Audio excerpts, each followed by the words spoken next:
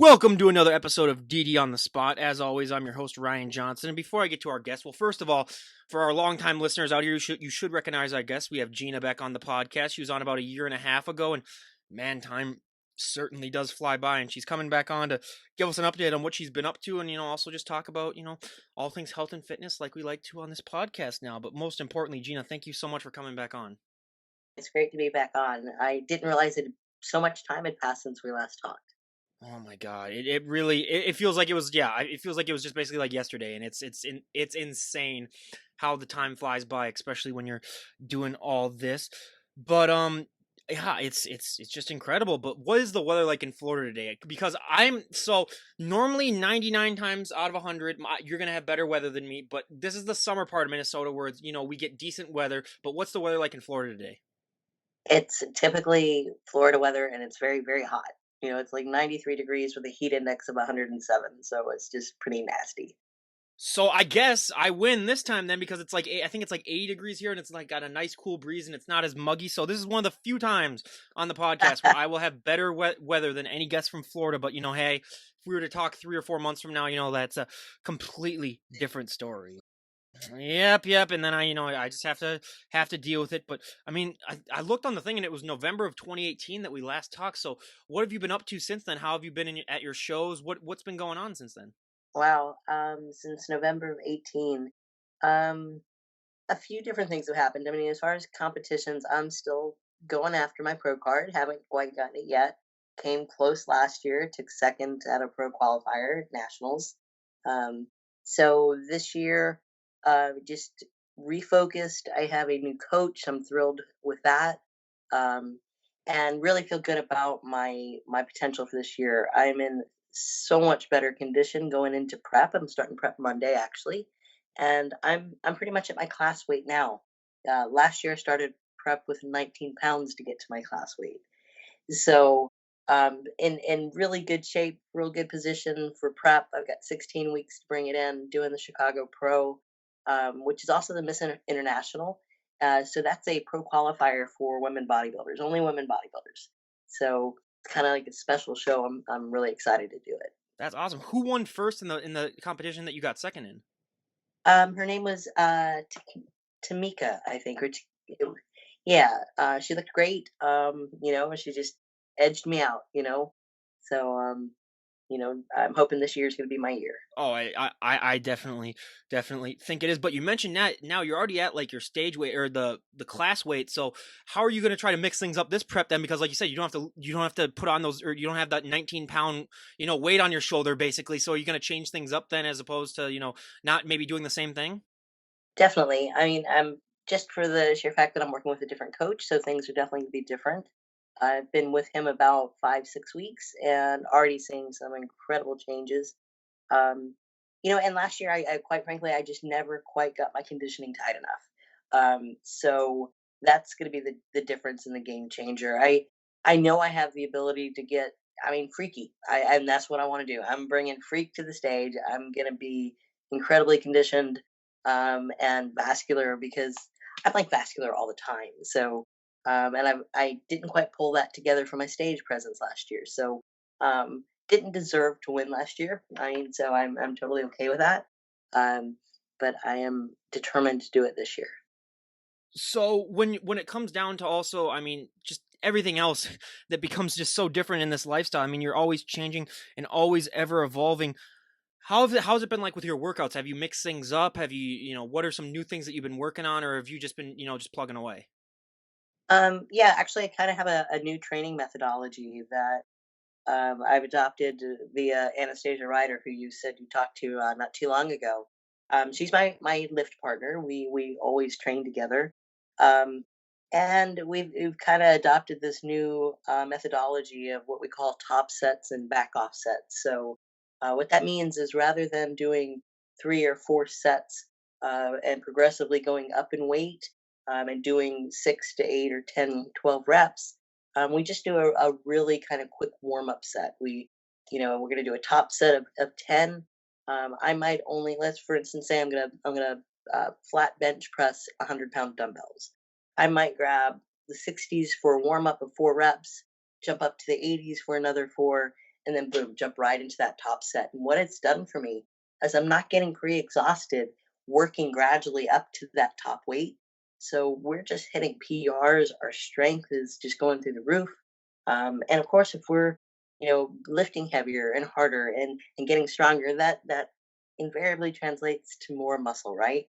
Because we're recruiting more muscle fiber to move that weight. We're breaking down more muscle fiber, and eventually we grow more. And ideally, that's what we're looking to do.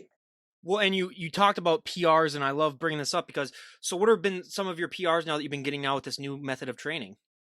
Those hundreds were a PR just like a week Jeez. ago, dumbbell press, and I mean, it was really kind of terrifying. I mean, having 200 pounds above my face, um, but I've always looked at those hundreds on that rack, going, you know what, one day I'm putting those things up. I'm gonna do it, and each week I just progressively went heavier. It was 80s, a couple weeks before that, and then the next week was 90s, and Anastasia's like, grab the hundreds. Today's the day. I'm like, all right. So it's exciting. um Hitting some awesome PRs on just leg extension, leg press. We maxed out our one of our leg press machines, so we had one of our other lift partners sit on top of it. So that was a lot of fun as well. So I love lifting. And having the right person to lift with and work with just makes all the difference.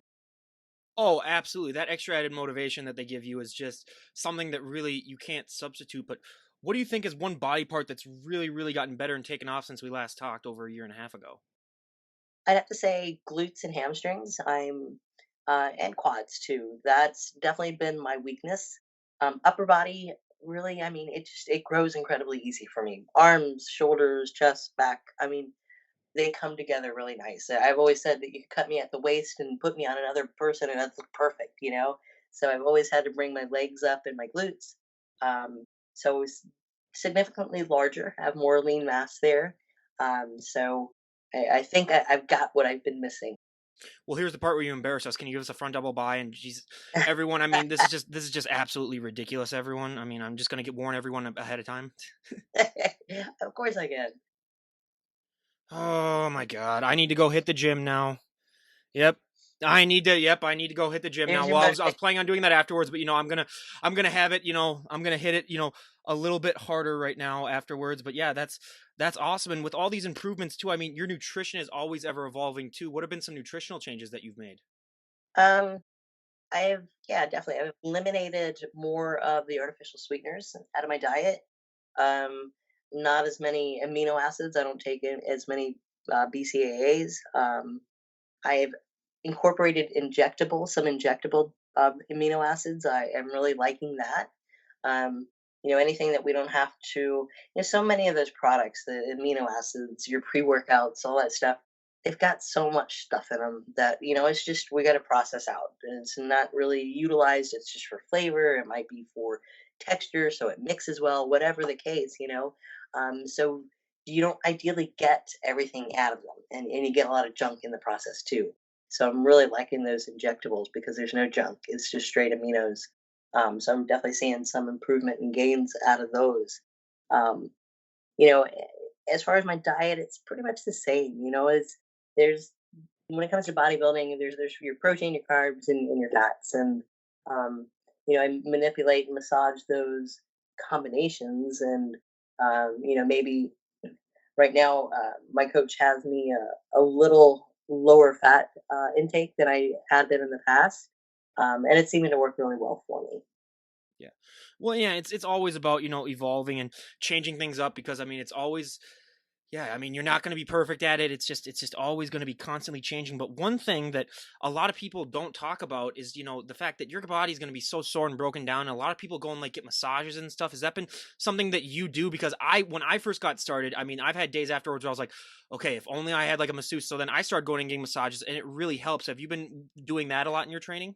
Yes, yeah. And in fact, it's actually something I finally have incorporated. I would say even to the point that I've neglected my body work and my joint health. And I'm not getting any younger, and I'm getting stronger and lifting heavier and heavier, and my joints are kind of saying, "Hey, if you don't take care of us here, we're not going to take care of you anymore." So I try to work with a massage therapist for deep tissue, for myofascial release, cupping, some Graston technique, a lot of things just to kind of free up that fascia. I try to do it at least once a week now. Mm. Well, so you're the first guest that's brought up cupping, and I've always found that super, super interesting. A lot of people look at that and they see cups on someone's back and they're like, okay, what is that? Like, how is that? So, what exactly is cupping and how does it benefit you? Yeah, I mean, I'm not a therapist, so I'll give Oh, you the well, best yeah, oh, yeah, yeah, yeah, I obviously, know. Um, but it works in the sense that one, it pulls blood to the surface, so that's what you see those bruise marks or hickeys. Um, so of course, anytime we get more blood flow, we're getting more blood to the tissue, and it also helps to release adhesions. So if you think about the fascia being this um, layer between the skin and the muscle, we want those layers to be able to slide freely. So they get adhesions and they basically get stuck together from trauma, from stress to the body, from and when we say trauma or stress, we mean lifting, physiological stresses. Um, so those adhesions don't allow it to move freely. So now you have a muscle that's trying to expand and grow, but there's adhesions holding it in place, right? So if we can get those to release, theoretically, and it does work. We actually should see some muscle improvement and growth. We get better separation. We get better conditioning. You could sometimes, it's incredible to see some before and after pictures of athletes after therapists work on them, and you don't see a lot of definition or separation in the quads, and they get their legs, done deep tissue, and then the after picture is incredible. You would swear, oh my God, it's 2 weeks later, and they must have lost some body fat. No, they actually that therapist was able to go in there and actually separate those muscles by hand, literally. see, I mean, she does sound like she could fill in for a massage therapist, any day with all that. I mean, it's just like I'm no expert, and then she goes listing all these things that I'm just like, my head's just drawing blank, and I was like, no, yeah, but that's awesome, and that was a great explanation because yeah, I honestly, I had a little bit of knowledge about it, where it helps with the blood circulate and the muscles grow, but yeah, that was a great explanation, but I mean, from the last time we talked, we can tell that you've changed. Obviously you've put on a lot more muscle. But other than the training techniques, has there been anything else in your life that you think has really significantly impacted that and allowed you to grow more than you had previously? Because you have put on a Yeah, significant amount, I would say. absolutely. My stress level went down incredibly. Um, I think when I talked to you last time, I was in the midst of a separation, going into a divorce. So marriage ended, and stress, I mean, whether it's, physical stress, mental stress, emotional stress, it's horrible. You hear it all the time. Stress, it kills, so it doesn't only kill you, but it kills your gains. It impacts your sleep, it impacts your cortisol level, all those things. So not only am I in a better place in my personal life, but I also transitioned from being a trainer and a training director at a corporate gym to being an independent trainer. And that changed at the beginning of the year. It was something I always considered doing, but I liked the convenience of knowing that if I lost a client, there was this endless supply of people that were always coming through that door. And I loved my clientele. I'd been there for several years, had some 34, 35 clients, and they always become my friends. So it was really hard to leave. Um, and it was the best thing I could have ever done. I went from working, oh my gosh, Ryan, my days were ridiculous when I was there. I would get there at 3:30 in the morning, do my fasted cardio, eat my breakfast that I brought with me, do my training, train myself, be ready for my first client at 6:30, work literally back to back. I knew my clients that would show up late and I would have 5 minutes to eat really quick and pretty much work till 7 p.m. Monday through Thursday. Friday I got out at maybe 2 or 3. Um, and I did that for a good couple of years, plus trained myself and prepped and did shows. Um, and I mean, it was wearing me down, absolutely. So now I'm, working on my own as an independent personal trainer. I have athletes that I coach. I do some online coaching, and just relatively new as a result of COVID, I've started doing some meal prepping. Was something people had always asked if I could do for them, and I always said I was too busy. I didn't have time, and then lo and behold, well, COVID gave me a whole bunch. And they asked, and I said, hey, you know what? Sure, I can do it. So kind of developing that side of my business now too. So stress level, I would say, went from like on a scale of 10 being a 15 to like a 2. I mean, and it's made a huge difference. Oh yeah, I mean, I cannot tell you how many times I've been stressed out about things in life, and then next thing you know, after a week or so of it, you're like, "Wow, I've gained like a pound or two," and it's like, but I've been doing all. I mean, it is really a big game changer when it comes down to seeing results. It's huge. So, I mean, yeah, if you can get your life in check, it really really helps. But a lot of people don't understand the difference between like a corporate trainer and someone who's training on their own. They don't understand, like you have to pay your back ends. You have to. There's a lot of stuff being in a corporation that are different. But what would you say was probably one of the best things that's the biggest difference for you that really motivated you between being that corporate trainer and just being a personal trainer on your own? The better time management, and quite frankly, better money. Before, you know, I took home maybe 40% of what that client was paying. And now, I mean, after my expenses, which are, nothing in comparison, certainly not 60%. So I'm working a lot less, and I'm working out of two clubs. I work at FAM, Tampa, which is Anastasia's gym. And I also train out of a private studio. Um, so the atmosphere is different, it's better. Um, and it's just being an individual business, essentially, an independent trainer.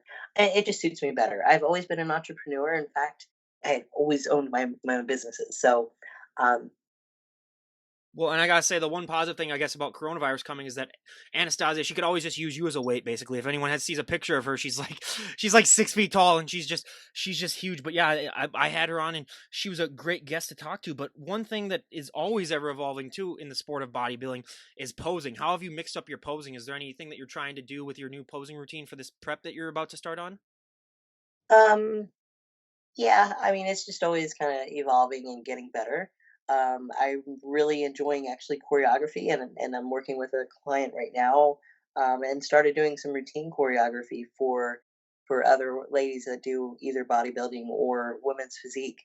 Um, and we always have to pose and practice because our physique's always changing. So we have to see, what we did last year may not be the best look. So you have to evaluate that and um, just make sure you're displaying that physique as best you can. You can have the most incredible physique, but if you can't display it properly on stage, guess what? The judges aren't going to see it, and somebody that might have not quite as great a physique but has great stage presence and posing, they're going to win. So it's a critical part of the piece of the puzzle. Fortunately for me, I love posing. I have a whole lot of fun with it. I love being on stage. Um, so it's just another part that I mean, there's really nothing about bodybuilding that I don't just kind of go crazy about. I love all of it. One thing that I've found that a lot of bodybuilders are it really affects them at first is, posing during the off season too, because they don't see themselves when they're all ripped and shredded. And it really just serves as kind of like a bummer to them a lot of times at first, because they're just like, oh, I don't look anything like I used to.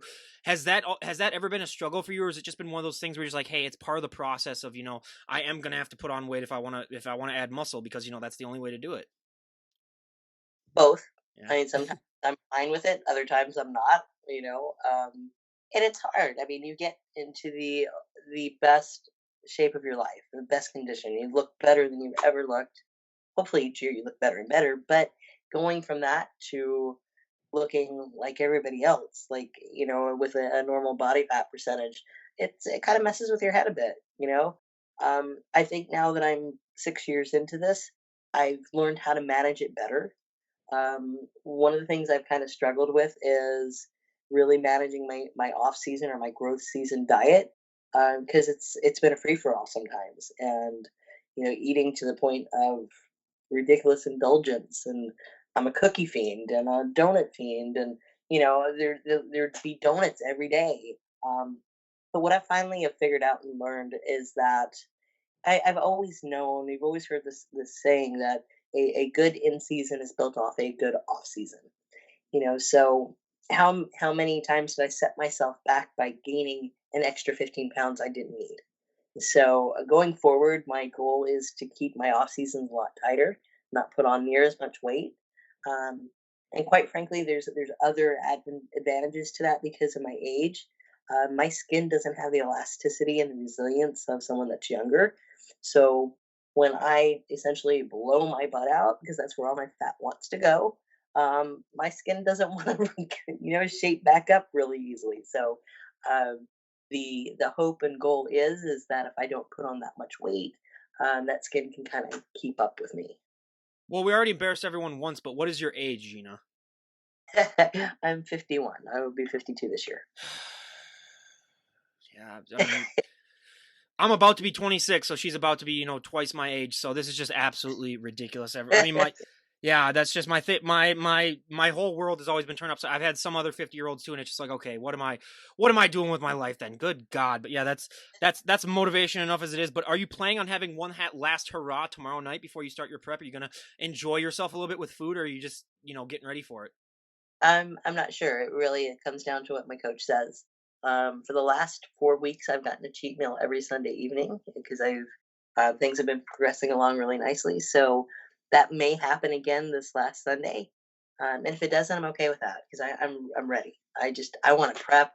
I don't even want to wait till Monday. I'm ready to go. So you learn finally to the food, it's always gonna be there, you know? It may not be a burger and fries and a couple chocolate chip cookies tomorrow. It'll happen eventually, and I'm okay with that. Well, and a lot of people talk about the end of a prep, or a lot of people are familiar with it. But how does a prep start for you? So, what changes are you going to be making starting Monday? I'm not entirely sure, this being a new coach. So, I anticipate my guess is that he will probably pull some carbs out, will probably adjust, my carb intake, and maybe increase cardio. I've been doing cardio steadily through my growth season. Um, But more than likely, he's gonna do one or the other. So the way to do it is you only change one variable at a time, right? So you know how that variable enacts changes. So one of the two will likely happen. Although I've been losing with what we've been doing now, so there's a possibility he may not change anything. So I don't know as of yet.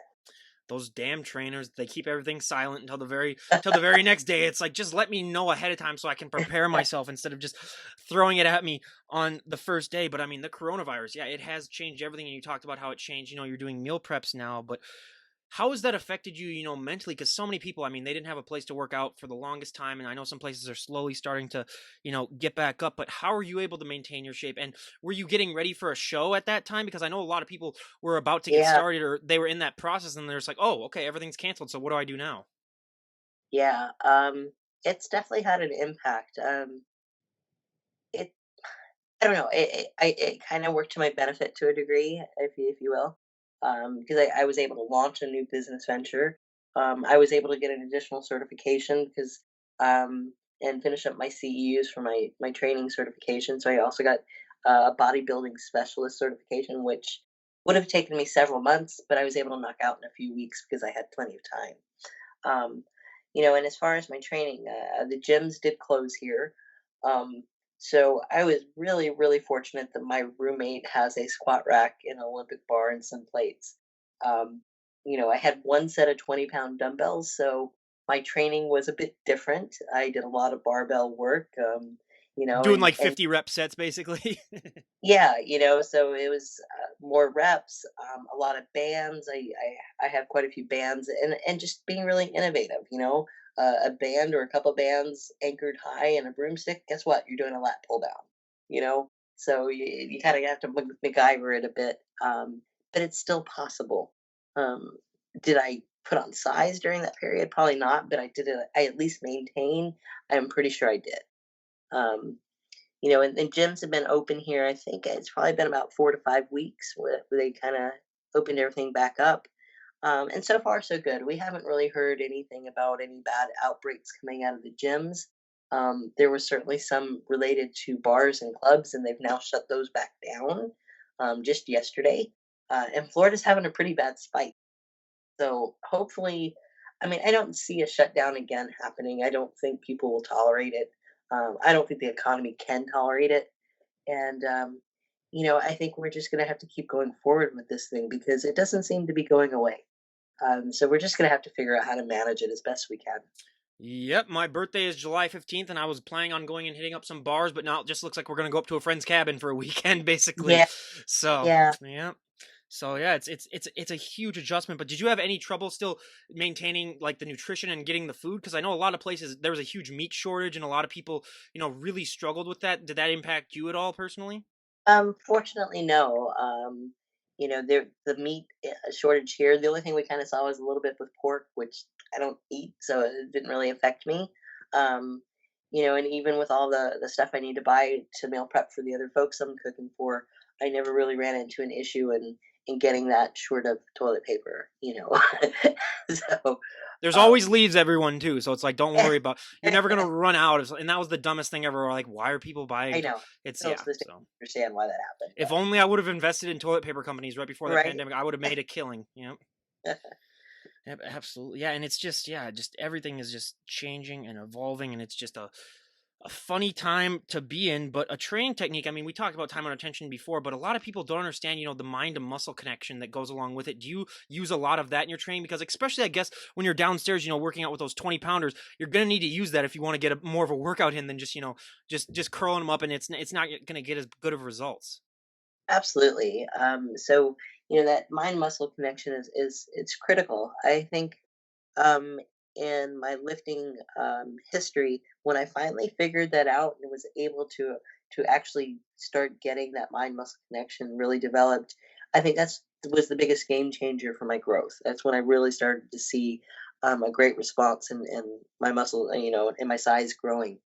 Um, you know, it, I always kind of reference people in the gym. You can kind of see people that are focused, and then you see some that are, their eyes are wandering around. They're probably thinking about what they're fixing for dinner or having to pick up the kids in an hour. But the thing is that that's allowing the opportunity for, let's say, opportunistic muscles to do the work instead of the intended one, right? There's always helper or accessory or auxiliary muscles that help perform the lift. Um, but if we want, for instance, in a bench press for the pecs to be the primary mover, but we're not focused and we're not concentrating on that engagement, especially as those pecs start to fatigue, triceps are going to take over. Some delts and shoulders might take over. So instead of getting the best effect and the best benefit out of that exercise, everything else kind of gets some work, but we really don't see as good a results as we can. So, focus is important and being able to make sure that the muscle that's supposed to be doing the work is doing it. And the best way to do that is again is to have that connection. Yeah, I mean, a lot of people just they don't realize though when they first walk into the gym that mind to muscle connection. I mean, it's not something that you're going to develop, right the first day that you walk in. How long into your journey before you develop that? It was probably a good 2 years in.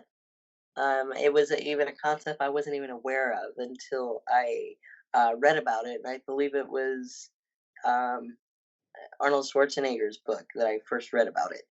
Um, and even once I understood the concept, I still couldn't perform it, right? I understood it, I knew what I needed to do. And then when I started putting a finger on the intended muscle, for instance, if I'm doing a rear delt row or rear delt fly, I'm having a hard time connect with those rear delts. I really want those to be the muscle doing the work. I just have somebody, hey, can you stick your fingers on my rear delts? They're like, what? Just touch them and boom, there it is. Oh, okay, that's the muscle. I can feel it. I know where it's at. I can make it work. I can squeeze. I can contract that muscle. So, for people that are trying to learn how to get that connection, that's probably the best advice I could give is touch it. If you're sitting on the leg extension, hands on your quads, feel them, make sure that you can now, okay, you can, my fingers are touching it, my mind can understand it and start grasping that connection. Honestly just brings me back to memories of when I was in high school lifting weights, and there's a guy who was a senior, and I was like a sophomore, and I was doing rows, and then he just thought that I wasn't. I obviously probably was just using a little bit more of that than that. So he literally just came up to me. He put one finger like right in the middle between, and I was like, "Holy crap!" All of a sudden, like I was just doing it right, and I was like, "What? What is?" So yeah, that definitely brings back memories, and yeah, that does help out a lot. And it's just so fascinating how when you really get that focus down, how many changes it makes. And honestly, for all the guests that I've had on, that's one of the big difference makers between a lot of the people that succeed in this sport and a lot of people that they still look amazing, but it's just they don't have that little bit of extra added boost that really drives them to it. But yeah, it's just so fascinating, all these different training techniques and how they impact you. But do you have a you were talking about your PRs before. Do you have any goals that you're trying to work up now that you've hit 100? I mean, are you trying to go to like 110 or 115? Do you have any other goals in mind?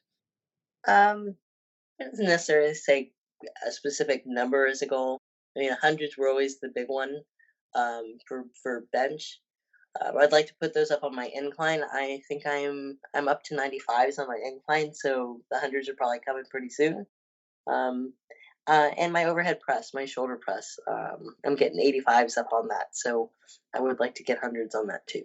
I have to remind everyone she's in her 50s and she's just like, putting up hundreds, and it's like, what is that? Like, this is just absolutely ridiculous. So if that doesn't serve as motivation, I don't know what does. But a question that I asked this coming New Year, so last January, was I asked everyone, it's like, what one body part does everyone want to work on? And they want to have me ask the guests how they work on, and it was arms, back, abs, and legs. And arms won by like 15%. And we saw that, obviously. I mean, you're packing some serious guns there. What do you do for your arms to get them to look like that? What does a arm workout look like for you? Uh, I didn't. I've never really seriously trained arms. What? Those are one of my genetic blessings. I'm gifted with biceps. I've always had big arms, so um, and they're interestingly not as strong as one would think. Anastasia always outlists me on arm day, and she's just like, "You, like, what the hell," But but an arm day for me probably looks like, I'll usually start off with maybe a straight bar curl or an easy bar curl. I like doing hammer curls. I really like a strict hammer curl. Um, and I also like an alternating dumbbell curl. I'm not a big fan of preachers. They always tend to hurt my elbows, so I don't do a whole lot of preacher curls. Um, and I like cable work. I like that constant tension, that constant resistance. For triceps, love skull crushers. It's a great mass builder. I love what I call dead stop skull crushers. So you're on the floor, so every single rep's like the very first rep. Um, a prone incline kickback is another favorite of mine. Um, and just working heavy. That's where you got to be, and you have to constantly progress heavier and heavier. Um, and I'm definitely a believer in low rep for hypertrophy. Um, you know, there's some folks that do lift with higher rep ranges. For me, I think that's more for muscular conditioning. And yes, you can grow, but I don't think it's the ideal way to grow. Yeah, and again, it just comes down to genetics too. Where I mean, some people can use different training techniques to work, and other people they have to stick to other different things. Which is why another reason why I love doing this podcast, because you find out how other people have done things, and almost every person is 100% different than everyone else when it comes to building. But a lot of people have interesting preps where, I mean, there's always a certain day when then I mean they really start to see the changes in a prep. Some people it takes a lot longer. Some people, after like 2 days they start to see them. How long into your preps before you usually start to see like those lean changes that then are gonna accompany you? Is it quick for you, or does it take a little bit more time? Um, I usually see the changes relatively quickly within the first week. Or boom, I start to see, I'm a little better conditioning, a little tighter, leaner. What I don't normally see is a big change in the scale, which has in the past kind of drove me nuts. You look at the pictures, your body's changing, you're burning and losing body fat, and that scale is just being stubborn. Um, so it's again, it's a tool that we have to use, but we have to use it carefully. For a lot of people, that scale becomes really stressful. And the last thing we want to do is start freaking out and stressing over that scale and creating a cortisol response. I've had athletes that I've threatened them. We're gonna take the batteries out. Or you're gonna throw that thing away and you're gonna get on a scale one time a week. That's it. And and as far as those changes in the prep though, it's always seems to be the last 3 to 4 weeks that it's incredible. I love that time frame. You feel horrible. I mean, you're just exhausted, depleted. For a lot of women at that point, we're working off, no carbs, aside from what you might get in some vegetables. Um, and we feel horrible, but our bodies are radically changing at that point. It's like every single day we see something different, a new striation, a new vein. Um, even down to the point during peak week where we're changing like literally hour to hour. So that part fascinates me, and I can't wait for that. You're always like, I can't wait to get to that, even though you're gonna feel like crap. But it's the best part. Yeah, a lot of people say too. It's always worth it once you step on that stage. But you said you started your own meal prep company, and I mean, so many people. We're like when we talked about the nutrition. I mean, there's so many mistakes that people make. But what would you say now that you've had clients that you meal prep for? What would you say are probably some of the bigger mistakes people make when they try meal prepping for the first time, and they might not have as much knowledge as someone who maybe they should get advice from? Um, Mistakes that people might make meal prepping. I mean, I guess it would be not working with a professional to make sure you're meal prepping the right foods. Um, nutrient timing, maybe make sure that you're preparing enough meals. Instead of, if you have a 3,000 calorie a day nutrition plan, we don't want to consume all those 3,000 calories in one or two times or sittings. Or, I'm not a fan of intermittent fasting and, oh, I'm going to wait all day until 8 o'clock and then gorge myself at 8 p.m. and just eat for 2 or 3 hours. Um, people get results doing that. And I think to me, the results come because they're consuming less food. They just have a caloric deficit. It has nothing to do with the fact that they're fasting. I do understand the effect fasting does have on growth hormone. So, yeah, could there be some benefits there? Yes. Do they outweigh the benefits, I think, of eating several meals throughout the day and keeping that metabolism working in a heightened manner? I don't think so. You know, Bodybuilders have been doing this for a long time.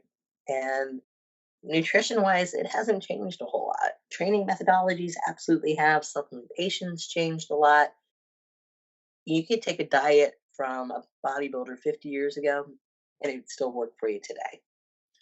Yeah, I mean, like that. I couldn't have said it better myself because yeah, there's. I mean, I remember even my dad talking about the Nautilus back in the day and just how things have really changed since then. Even if you look at some like old movies that involve like sports teams training, and it's just like they really use that, and it's like no wonder they weren't like in such great shape back then. Or I mean, they also had let's be honest. There's a picture of Super Bowl one where the quarterback smoking a cigarette and drinking a beer at halftime.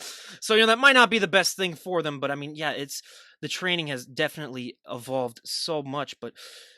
I mean, so many people I think are going into this or coming out of this pandemic, I should say, which hopefully someday this will get. I mean, it has been getting better, but the cases have been coming back. But when this does eventually clear up a little bit, a lot of people are gonna be wanting to go to the gyms and first get started because I think a lot of this time at home they've realized that like hey, I have the time to work out and stuff, but so many people I don't think aren't taking advantage of right now you can just work out like you said, like what you're doing. There's plenty of time just to get started, but what advice do you have for people especially during this pandemic who maybe the gyms might be open, but obviously if they have compromised immune systems or something and they don't want to go there and they just want to stay at home? What are some tips and tricks that maybe the average everyday person could do just to get started adapting this healthy and fit lifestyle? Because once you get started, I mean, it makes it so much easier to maintain it. Yeah. I don't know. I think that a gradual start is important. Um, you can take one step at a time, and a bunch of little steps can combine together. Eventually, are going to constitute a big step. Or we can try to do that big step all at once. Radically change the diet, stop drinking soda, stop eating sugar, work out 5 days a week, do your cardio. Um, and unless you're a really unique creature, changing everything radically all at the same time and being successful with it uh, a lot of times doesn't work. So, if I have a client that smokes, drinks nothing but soda, and eats cheesesteaks, this is a real client. I'm not going to peck at every single thing. I'm going to attack one little thing at a time. We're going to establish new habits. We're going to minimize that soda intake and get him drinking water. And once we've kind of got a good handle on that, okay, then we're going to move on to the next thing. So the best thing we can do is small goals. Implement small changes. Set yourself up for success. And then as you achieve those goals, not only do you feel better physically, right? You feel better mentally because, hey, you just had a win. Yeah, I quit drinking soda. All right, now I can start eating better. Instead of eating, out 2 times a day, I can start cooking one time a day. And again, just those small changes, adding them up, eventually we're going to see big changes.